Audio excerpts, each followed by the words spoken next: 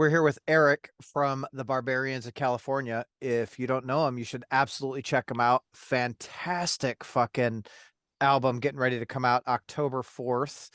Um, what's the name of it? It's like, and now I'm gnashing A- my teeth. And now I'm just gnashing my teeth. Ah, You'll be forgiven for not getting it perfect. thank you, thank you. Um, so I've listened to it through a couple of times, and first, I'm really impressed that it's, generally you listen to like a metal album or a hardcore album and um, you get great songs, but it's all kind of the same thing. You know what I mean? Guitar, bass, hmm drums, vocals. And this, like, it takes you on a journey through the songs. You have some like slow, super melodic parts, and then it like hits you in the face. You're like, whoa, all right. Cool. Like, holy Yeah. shit. So I'm really enjoying it. For you, what was the catalyst for putting this album together? So this was just an excuse to chase down some music that we would have loved when we were 17, maybe, you know? Okay. So I could say that I wasn't hearing a type of aggressive music in the current scene that I wanted to hear, and that may be my fault. As we get older, we're not as in tune, or at least I'm not as in tune with what's happening, you know, in the local scenes at the clubs, whatever. So maybe I'm missing out on some great stuff. But this just came out of thinking, hey, let's try to make some music that I wish I was listening to, you know. And I guess that's hopefully that's why anyone starts a band or makes an album. But you know, that's certainly the case here.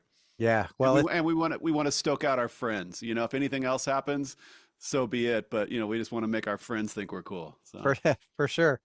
Well, I think a lot of bands that last, they make music for them, right? Like, what do I want to yeah, hear? What do I want to play versus, going for an ulterior motive, like, oh, I want to sell a million albums or whatever yeah, that looks like, yeah. Um, so this turns out really great. I dig the artwork too. It's interesting enough where you go, what is going on here? And you have to really Yeah. dig And into it. it's the art, the the album cover is so not metal and so not Yeah. hardcore. That's what makes me like it. Like it's just it's a cool curveball. And to me, it looks like a 1990s surf brand. Like that would have been their ad in a surf magazine or something. Yeah, So for yeah, sure. we're all in. It's all good. So is there an album or a song on the album for you that sticks out that you like more than maybe something else? Uh, at this stage, I would say the first song on the album, which is called "The Library," that's my heavy hitter right now, and it was one of the later songs. So you know you always run the risk of just liking the newer song, and it's one of the newer songs. But you know we'll see over the span of time. But that's a favorite. I love just the ground that it covers. Yeah, you know, it goes a few different places and has some different sounds that all harken back to an influence here or there, you know, from my youth or Aaron's, you know, background as well. So that would be a good one. Yeah, that is a really good song. And I like, like I said, I've listened to it a couple of times, and so far, like, in my mind, there's not a bad song on the album. Like, Oh, every you're si too kind. That's wonderful to hear. it it's like every song hits something a little bit different than the Mhm. song previous, and it's like, Yeah. oh, like, cool, that scratches that itch, and oh, you Ah, could get yeah. into it and groove. So I appreciate that you guys put this together to put out. This is All right. You're making my day. Look at this. awesome. Yeah. I just think it's fucking awesome. So I like sent my couple of my friends. I'm like, hey, they got a new Mm, album coming out. You guys got to check them out. You're really gonna yeah. fucking dig it. So Very cool. Very yeah. cool. Yeah. So do you like, when this gets released, do you have like goals or thresholds that you wanna cross with it? That's a great question. Throughout this whole process, I've been asking myself that daily because I really don't know. Me personally, I've never stopped working in music, but this is the first time in a couple decades that I've written performed and released music. So it's such a new world now with streaming and kind of the instantaneous. You could finish a song and a week later it's out in the world, and there's good and bad to that, right? And so I don't know. I don't know what to compare this to, what to hold it up to for expectations, but I'm just having a blast. I feel like I'm 16 again. It's just been fun, and I mean, it's been very DIY. I've been mailing out the T-shirts in the morning, and checking on the vinyl pre-orders and whatnot. So it's very kind of punk rock in that sense as well. And yeah, I don't know a year from today what things will feel like. I don't know what the morning after our first show will feel like. It's just taking it as it comes and being appreciative for every step. That's awesome. Like living in the moment versus like Yeah, going, trying okay, to, which isn't yeah, always easy, right? We all look for the next thing and kind of hinge our expectations on what you want to achieve next, and it's cool to just try it and trying to yeah, be present and enjoy what's going on in the day during yeah. that day. But it's so important because now I was at a show Saturday night and I I go to a lot of shows, so I try to really enjoy just watching the band perform and I'm that guy that listens for the imperfections and go, oh, Yeah, okay, they hit yeah, there, but yeah. it still comes together.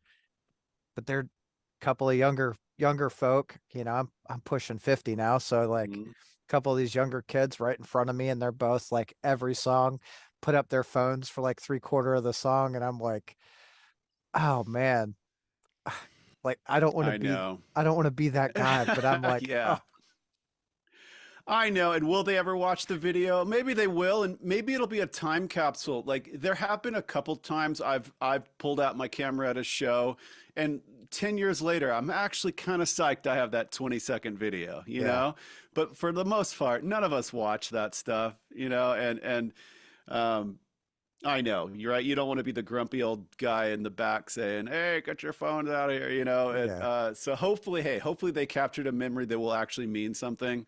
Um, I have a good friend who he has a 17-year-old son who's turning into a big kind of hardcore and metal fan, and that's fun to watch. It's fun because he'll hit me up and ask me questions about like obscure bands from 25 years ago, and I'm just like, "How did you? You're 17? Yeah, it's cool, And so like that he gives me this one kid is giving me faith in the new generation, well, it's it's I'm going to tell you, single-handedly. it's really impressive to see where the kids are now, because like my daughter, she's 17, boyfriend's Mm, 18, and yeah, I don't know, they've been together a year and a half, I guess, and they go to a lot of shows, and every time the boyfriend comes over, he's like, "Hey, what about this band? Like, have you yeah, listened to them? What do you think?" And I'm like, I I appreciate that. Like, yeah, you know, yeah, like I want to keep the arts going, totally. to I I have my kids are younger. I have a 7 and a 10-year-old, and they like music, but they're kind of figuring out what they think about it, and like I'm praying that we'll have some of these shared moments and that they'll, actually think, whoa, dad actually had an answer for that question or had some insight on, yeah. on music or something that I care about. So we'll see. Who knows? Who knows what Well, kind of music they'll get into? what I found is there's like it goes in waves. Like, Yeah. so my daughter, real young, up until she was probably 11, she'd go to shows with me, have a great time. She's meeting people, and then she gets to like 12 and she's like, "Yeah, you're Yeah. not cool anymore. I don't Yeah. want to, Totally. but now I'm like, "Hey, you want to go to a show?" And she's like, "Oh, who is it?" And I'm like, "Oh, it's so and so from this place." And she's like, Mm, "Cool, let's go." I'm like, "All right." yeah. Like Great. getting back Yeah. cool dad again. All right. Well, fingers crossed. We'll see. We'll see Yeah. when mine get a little older. So do you have plans to take them to some of the heavier shows when they're a little bit older?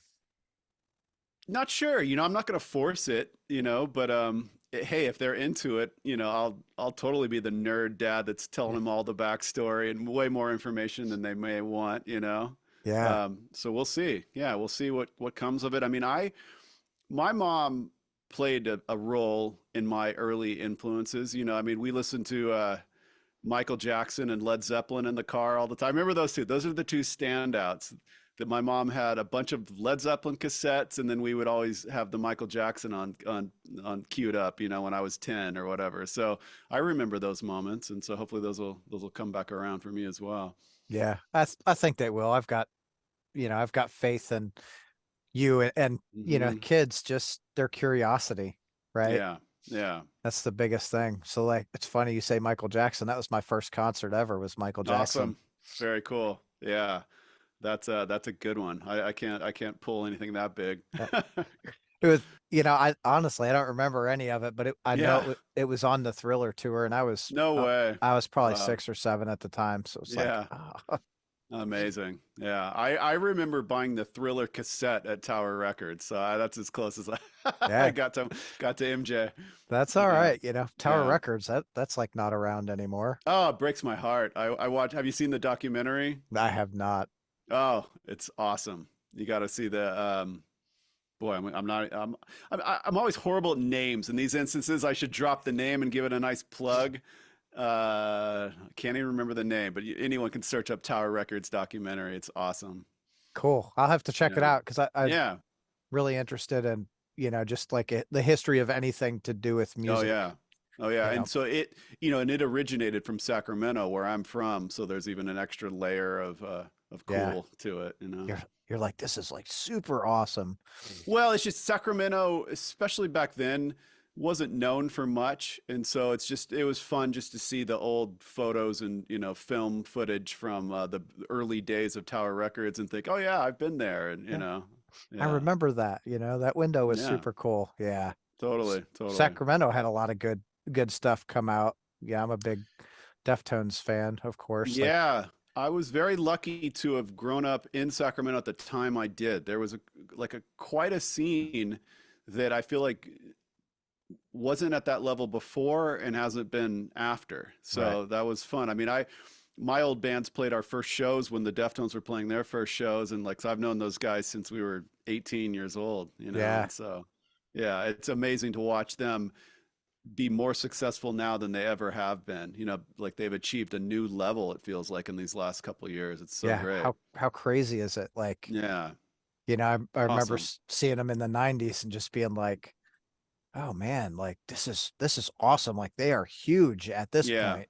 And Yeah. now I'm like, they weren't huge then. Like now they're No, no, exactly. Yeah. We were always envious of them because like I said, we started together and then they just, took off like a rocket and got so many opportunities and then just like lived up to those opportunities, and then to think of it all these years later and that core group of guys are just still making music together. It's wild. Like I try to yeah, picture the knuckleheads I was in bands with back then, if we were still together every day, that's an insane thought. So good on them for keeping it yeah. up and just making it go bigger and bigger. Well, and especially all the stuff that they've been through, losing chi Yeah. and the addictions and all that. Yeah. It's like Yeah. for I think a lot of people don't realize getting into a band, it's very much like a marriage. You guys have Hmm. to really be there through thick and thin to hit those, those stellar like thresholds doing Yeah. like they No, do. you're right. They went through the highs and the lows and have come out the other side somehow. And any rock and roll group, that's such a hard feat, and so it's just fun to have, yeah, lifelong friends that are at the peak of their game now, after all Yeah. these years. Yeah. I'm excited to hear what they've got coming out. Yeah, I know. I know. I've been keeping track a little of this, the stages they've been at with making this record, and it sounds like it's pretty close. I won't speak for them, but Yeah. yeah. Well, I mean, I'm sure it'll come out when it's ready, and Yeah. there's a lot of people obviously ready for it because they have not put anything out since Gore, right? Yeah. Was that the last one? I feel like there was one more. No, I don't know. Once again, titles. I'm going to get all yeah, the titles wrong. So I may be thinking of one of the earlier. Yeah, yeah. They're yeah, due. They're there due. They take their time, but it's coming. for Yeah. sure. So what are you listening to right now that's like got your attention? Oh boy. I need to have better answers on deck for these. You know what I've enjoyed, and this is a little different, but the Cavalera Conspiracy has redone those old Sepultura records. Yeah. Those have been fun. Like that's been fun to hear their because they're staying true to kind of the sounds and the spirit of the old version, but like elevating it. Yeah. So that's just something that I definitely pop on those recently, like in the heavier genre. That'd be something I would gravitate towards. Boy, Redoing what do those, I? I think, with the years of wisdom that they have now, it Yeah, really helps, you know? yeah, and Sepultura, what a sad story. Because like when my algorithm is full of like the old clips of them playing a festival back with the OG lineup, Yeah. and they just are crushing, and hey, I hats off for them for the that they went their separate ways. Both groups have done good work. But man, I wish they could come together. And then, now this whole Oasis reunion, like I keep Yeah. thinking, hey, come on, Sepultura, baby. Yeah. let's Come let's on, get the guys. boys Like, back together. Yeah, yeah. yeah. Yeah, that would be God, that would be phenomenal. That was actually my daughter's first like heavy show was Hmm. Max and Igor doing Return to Roots. No way. Okay. Yeah. Yeah. Look at that. I got to tour. I did front of house sound and tour managed a band that was opening for Sepultura on the Roots tour. So I got to go on the original Roots tour in '96 or whenever that would have been. Right on. And it was cut short, but like that's an instance. If I would have had an iPhone and could have filmed some of that, I'd be so psyched to have that now. Like I didn't capture that experience enough, those like 2 or 3 weeks on that tour. That's an instance of something I wish I could relive through some material that I'd captured. Well, but that's what makes those memories all the more like special too, right? Maybe so. Maybe yeah, maybe maybe my memory of it was even better than what it was, or I don't know. But boy, they are kicking so much ass on that Yeah. tour. Yeah, those were really good days for them. Yeah. And to see them now, um, even, Sepultura with its current, well, I haven't Hmm. saw them with the new drummer, but when they had Eloy was, Yeah. they did good, but it wasn't, of course, it wasn't the original lineup. Well, and what are they going to do, right? We get the hands we're dealt, right? And so I think it's awesome that both entities have gone on and done so much, and yeah, I watched some of the drum cam footage of the new young drummer. He's pretty awesome too. So Yeah, and that's so funny because where was he? He was with where did Jay Weinberg go? he went to suicidal tendencies. So that's where that drummer came from, was Suicidal. Jay went to Suicidal, and then Eloy went to Slipknot. Okay, I didn't know the suicidal Yeah, switch. I guess I didn't know that part of it. Interesting. Okay. yeah, it, Yeah, I know Jay shows up all over, right? He plays with, I mean, I saw him recently filling in with the E Street Band with yeah, Bruce Springsteen, which is pretty cool to watch him being his wild self playing with Bruce. yeah. Trying to fill in for his dad's shoes, Yeah, yeah, right? yeah, Which totally. good for him. Yeah. So I don't remember where I was gonna go with that. Yeah, I don't know. You were asking me what I listen to currently, and I gave Yep. you an answer that's not like a young, hip, new project. I don't know what to say as far as what the new stuff I'm listening to. I like Spirit World. Okay, You know that group? I do. That's Yeah. another metal band. They've got some cool stuff. But anyways, yeah, I don't know. Because I work with music all day, every day, like a lot of times I'm not going to be the guy to know the next cool thing. Like when I have time off, I'm listening to like audiobooks and podcasts and. That's I don't know. that's fair. Like Yeah. there comes a time where you're like, okay, like I've had enough music for the day. Yeah, and I'm so, another symptom of this new streaming world is it's amazing to me that anybody gets any attention because our attention is being fought for by Hulu and Netflix and Spotify and Audible and podcasts and Yeah. it's like putting out this music now. I don't like I said, I don't know where the benchmark of success is and what I will consider like hitting our mark. But the fact that anyone's even listening with their attention being pulled so many different directions, it's just fun and it's cool. Yeah, you're right. I mean, it's definitely not like it was when we were growing up. You know, Yeah. you had to go to the record store and go, okay, well, this album looks like it could be really cool. Man, I hope it's good because I'm gonna buy it. Yeah, and I remember, me and my friends, well, hey, I'll buy these two if you buy those two, Yeah. and then maybe we'll make cassettes for each other. Yeah, do some good old tape trading. What was the writing process for the upcoming album like? So it started off, it morphed over time, but it started off the genesis of the first few songs was me alone coming up with some, like I said, trying to create some music that I just wasn't hearing out in the world and not knowing if I'd ever do anything with it. It was just a little pet project. My thought process was if I like this stuff, I know a bunch of people in bands. I'll give it to some different singers. Maybe they'll collaborate on a couple songs. Maybe I'll self-release it. Maybe it'll just be something that we work on for our buddies. Yeah. So years went by. I just was kind of collecting riffs and parts, and some of them I turned into like more fleshed out songs. Some were just scattered ideas.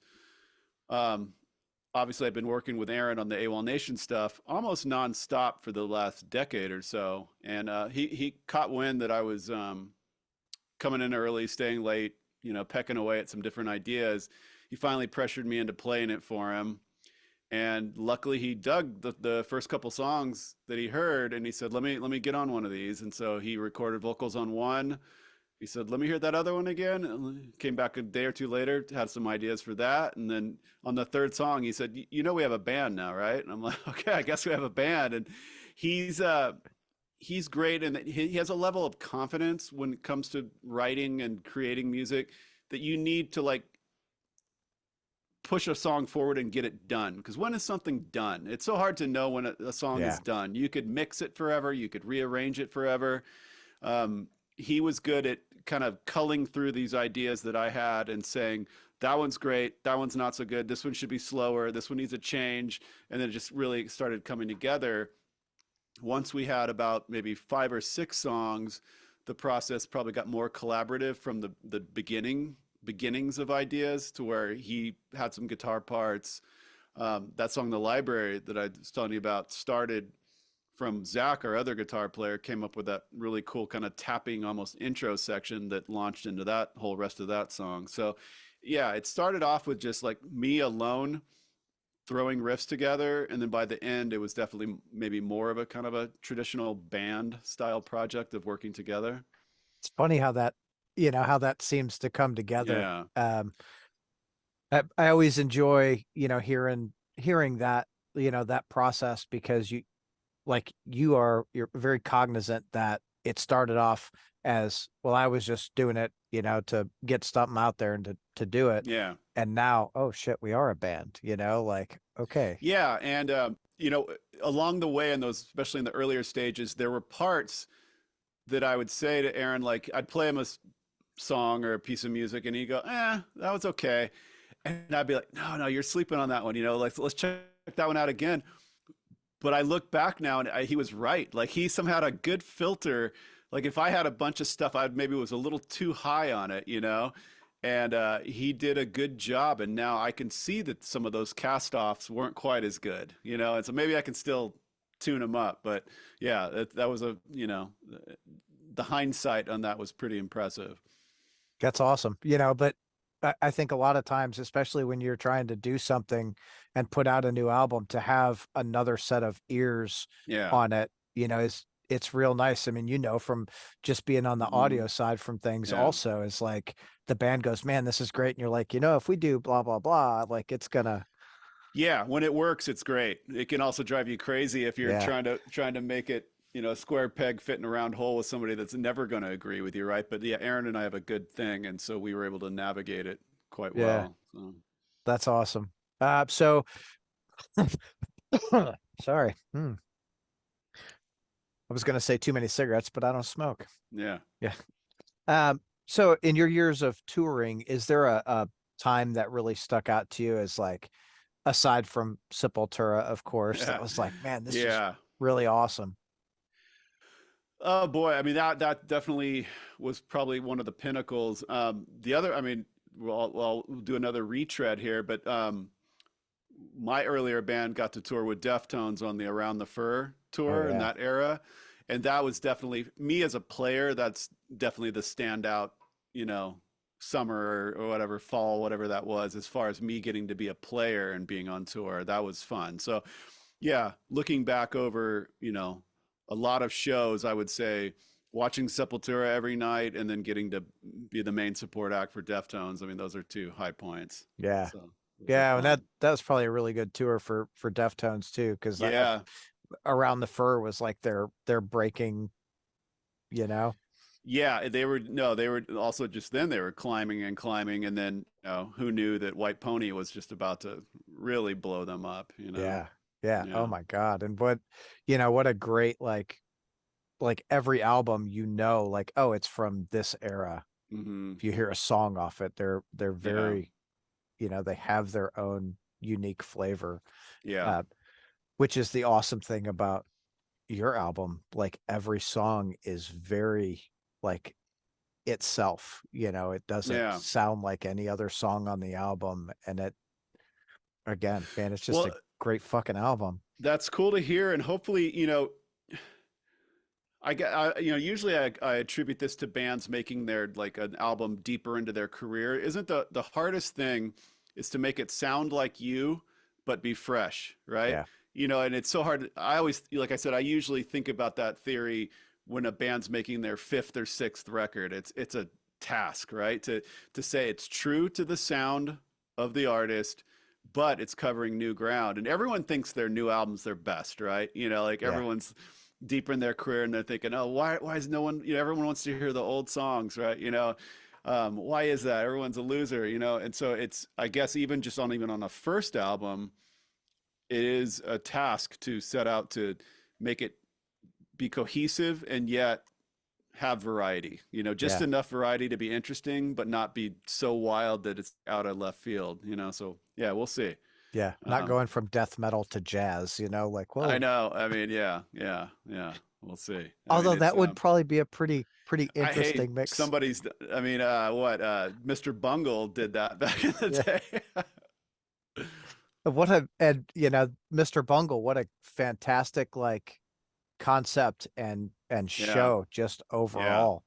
Oh yeah. I remember being somewhat obsessed with them in the early days, and I think it was before they even put out a real record. I remember, because being in Northern California, they were from kind of the Sonoma County area, if Hmm. my memory serves me. And friends would have like demo tapes and cassettes got shared around. And like, boy, they were a mysterious entity, when they were coming up. Yeah. So Yeah. yeah, that was a And fun time. for sure. We did the when they played the Palladium last year. I Hmm. flew out for that, man. What a fantastic show that was. Yeah. So Dave Lombardo was on Yeah. drums. Awesome. Yeah. Yeah. He's Yeah. Dave has been one of my drummers since I was a kid Oh, because I grew up like yeah. I was like fucking Slayer, No, I mean he was the metal drummer to me always in those Yeah. on those in that heyday of Slayer of South of Heaven, Raining Blood, all that. Like he was just you could not top him. Man, he's a beast. Like Yeah, he's on it every single show, yeah, you know. So yeah. That's another one. Like hats off to Slayer's current drummer, but like man, I wish that those guys could go out and play together. yeah. Yeah, that would be like they were like, oh, Slayer reunion this year. And I was like, okay, they'll play a couple of shows. Like that'll be cool. I wonder, is it going to be Paul or Hmm. is it going to be Dave? Because that would be Yeah, so cool. yeah. But then you hear Carrie like, fuck Dave, or whatever I he know. was I think saying. it got, from what I've read, it got pretty bad between them, and so who knows if they could bring it back. But hey, they sound great. They sound great. For Yeah, sure. Paul Bostaph, is that how you say? Yeah, Yep. I don't know if it's Bostoff or Bostaff or yeah. Anyways, he's awesome too. I don't want to take away from him, but yeah, I mean, Dave just that ride cymbal, right? It's just defining. for sure. Yeah, Like, oh God. Those old days of that's fun. I love having this conversation about old yeah, metal because like yeah. I'm like, oh, I can nerd out a little bit. Yeah. So growing up for you, obviously, we know a couple of the bands you listen to. Are there some other bands that really like helped solidify like your love for heavier music? Yeah. So, for sure. I was an interesting case because I loved Slayer and Anthrax, and then I loved REM. You know, I was kind of a bipolar like as a kid. Yeah, what other like earlier stage? Like I loved the Anthrax offshoots like SOD. I had Oh a yeah. big spot in my heart for those riffs that Scott Ian had on the SOD record, you know. So that was legendary. And then a band like Dag Nasty. I don't know. Do you know Dag I Nasty do from know. like the Yeah. DC hardcore scene? Like they were just huge for me. Brian Baker, the guitar player for them, I just he totally charted a course, you know, like when I was a late teens and like just trying to learn from him and see what he did to sound different, you know? Yeah. And what an interesting scene like DC had, you know, Yeah. Dagnasty and Minor Threat and Fugazi, and it was Yeah. like again, it was just an entity all its own. No, I know. I think often about how in those days, you know, if it was on Discord Records, I would give it a shot, you know, Yeah. and like some people felt that way about Sub Pop or, you know, I don't know if we have that now. I don't know if the record label matters as much. And in some ways that's great because it just opens the doors. But also there was kind of a continuity back then, whether it was 4AD records for shoegazer stuff or like I said, Discord or in the West Coast, like SST records or Metal Blade or Or Roadrunner or Epitaph or yeah. Epitaph. Yeah, like there was such these identities. And I remember being jealous sometimes that I didn't get in on that cool guy track. You know what I mean? Like you felt like certain bands, if they signed to the right label, had the right backstory, they were just set to get somewhere, you know, to at least have a chance. Now it just feels like everything's so open and I don't even know what record labels what they amount to as much now and like there's just not I don't know who you would think of as like oh, if it's on that label, I'm probably going to like it. You know, I don't know how to who to and maybe I'm missing it. Maybe that does exist, The but only one that I know of is Fat Records, just yeah. because they're in that Yeah. like if you like the pop punk vein, Yeah. they've Oh, got I that know. on lock. And that was never my style of pop punk or you know what I mean? So yeah, I know what you Yeah. mean. And I guess they still I certainly would have said that about Fat, you know, 10 years ago and maybe they still are, you know. I haven't kept up with them. Yeah, I think they still do a pretty good job of sticking with, what Mm, they've always done. But yeah. I also like I think you're right. A lot of the labels, especially like looking at Epitaph and Metal Blade, like they're branching out of what I would call like their safe zone Yeah. and bringing in other stuff, which is, it's great for those other artists, but a lot of people like you and I were fans of the label. So when you oh well shit, that label's putting it out. Yeah. I'm gonna check that out. And I think we're probably missing a large part of that in It the feels that way. And like I said, I could even be wrong, and there could be a new label that I'm not even hip to yet. And time has, you know, things do have to progress. You know, I get it that things can't stay the same, and record labels do need to explore new avenues and you know, sign new types of bands and whatnot. But I just think about back then.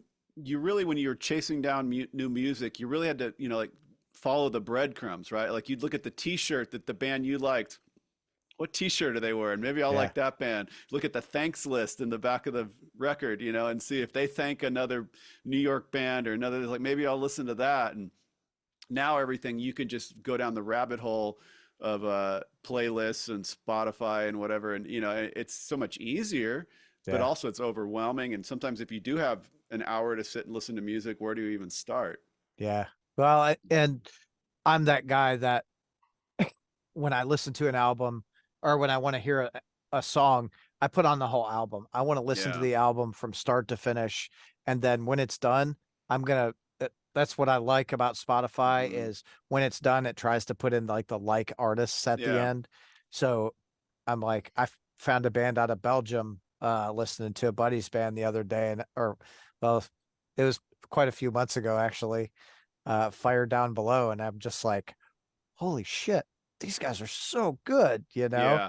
Well, when it works, isn't it cool when the algorithm works? Yeah, It's happened to me a couple times, and one of the funnest parts about having this new project is looking in the comments, and I've had a few people say, "Hey, this came up on my YouTube algorithm. I love this. I never heard of you guys." And I'd love to see the robots working, right? You yeah, know, the machine, because that's what you'd hope, right? You'd hope it enriches your music experience and is smart enough to say, oh, if you liked these five things, you might like these three others. And I've had it work a couple times. You know, I haven't struck gold too much yet, but it is fun. And it's been fun to release music and then to kind of listen to your song and then see what comes next. You know, yeah, that's kind of a fun game to see who it's linking you to. And sometimes it's way off, you know, yeah. especially when the songs were newer even and had less history or anything, it would play something completely off afterwards. But a couple times, I wish there was almost an easy way, and maybe I'm missing it, but like to put in your song and then just have it auto generate a list of the 25 things it might think, you know. I feel I like don't, there's a way to do like an SEO type thing for that, you know, and yeah, I just don't know if it'll give you just the list without going through and actually listening. I guess that's something to research, you know, because it's almost fun just to see where, and I don't know how much of it's human versus just, you know, some sort of algorithm, but to see who you're being grouped with. And I'd love to know who our songs are coming up after, you know? yeah, I wonder what that algorithm looks like too, because it's Yeah. like if the newer songs obviously they don't have anything, and you're like, oh, I'm Yeah. listening, death metal to like Celine Dion, like Yeah. what Yeah. happened here?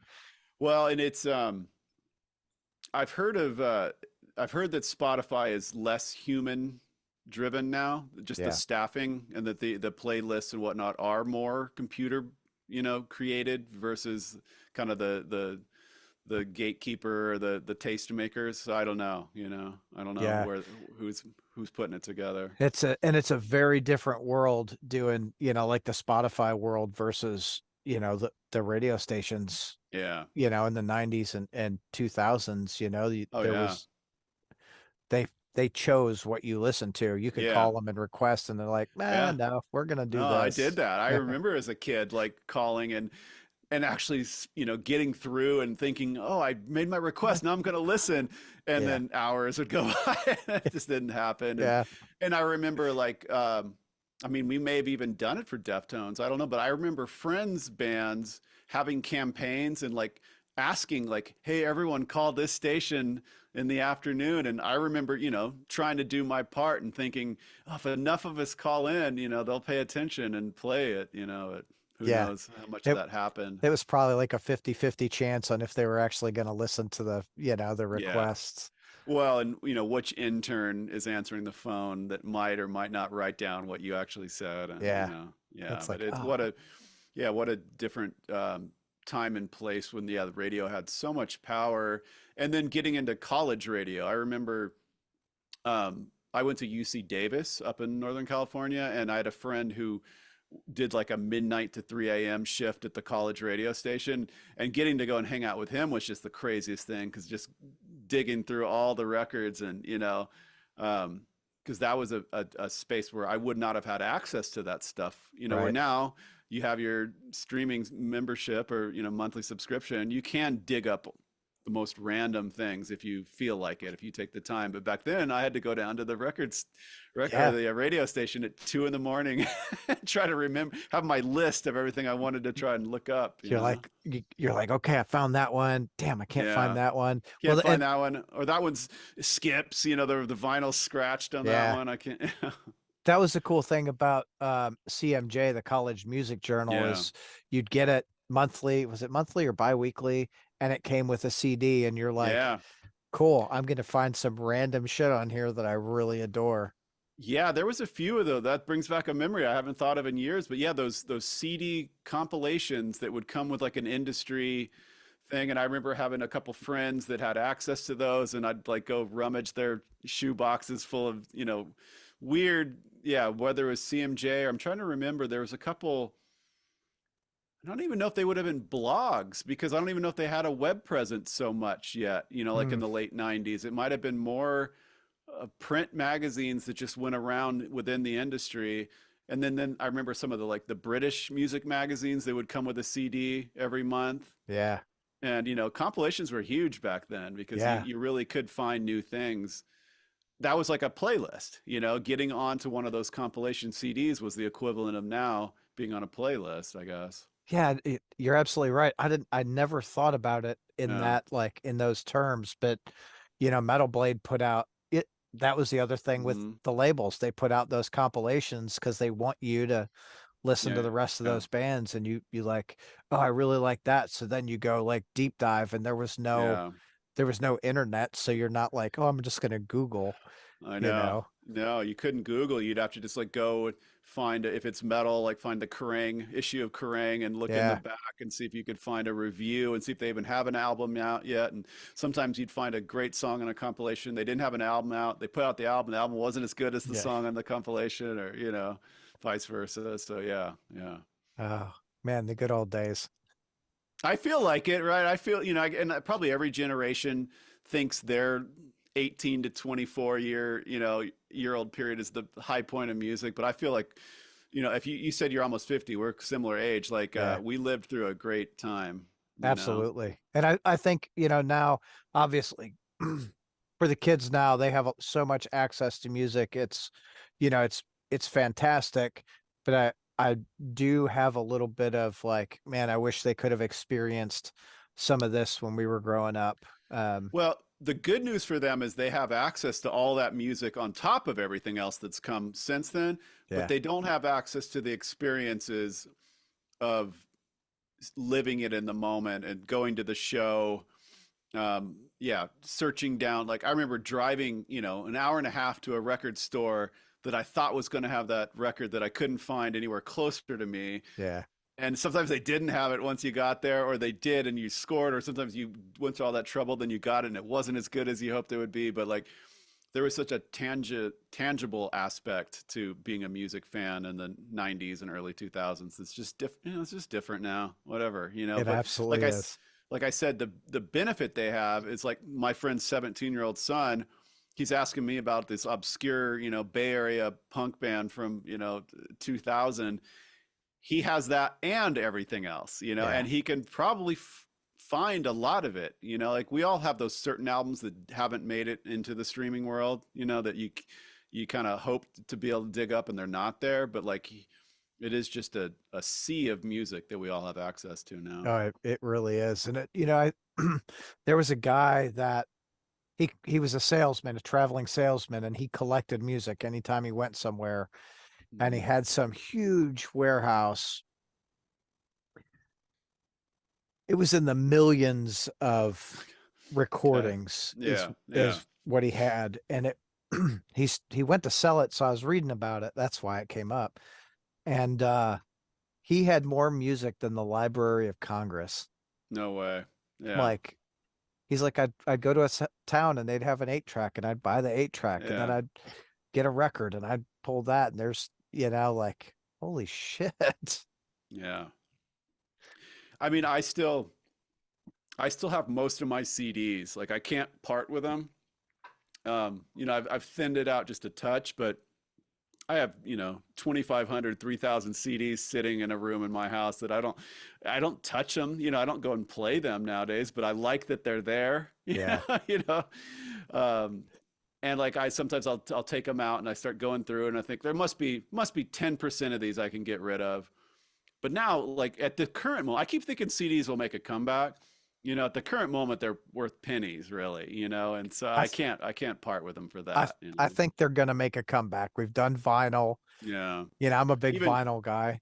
Yeah. And Well, now even they're cassettes, right? yeah. Cassettes are like a cool thing when a band puts out a cassette. And I'm convinced that 99% of the fans don't ever play it, but Nope. it is a cool, tactile experience. And I wish I would have kept all my cassettes from the early days. Like that was something I did go through and just get rid of when I upgraded my CD collection, you know, but I wish now just to have the cassettes and to fold out the, you know, the liner notes would be fun Yeah. now. Well, that's what I like about the vinyl, especially Yeah. now getting Yeah. older. I'm like, oh, I can read this and I don't have to wear Yeah. glasses.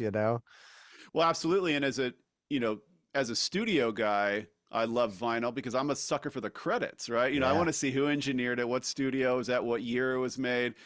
And that stuff hasn't, you know, you would think, and they've gotten better with the metadata, like on Apple or on Spotify. There's more credits than there used to be, but it's still very limited. Where obviously they could have every single thing because it's not taking up Any space on the space. paper. Yeah, Right. you know what I mean? Like you really could, if somebody cared and they had the staffing, they could go and document every aspect of every song. And you know, Yeah.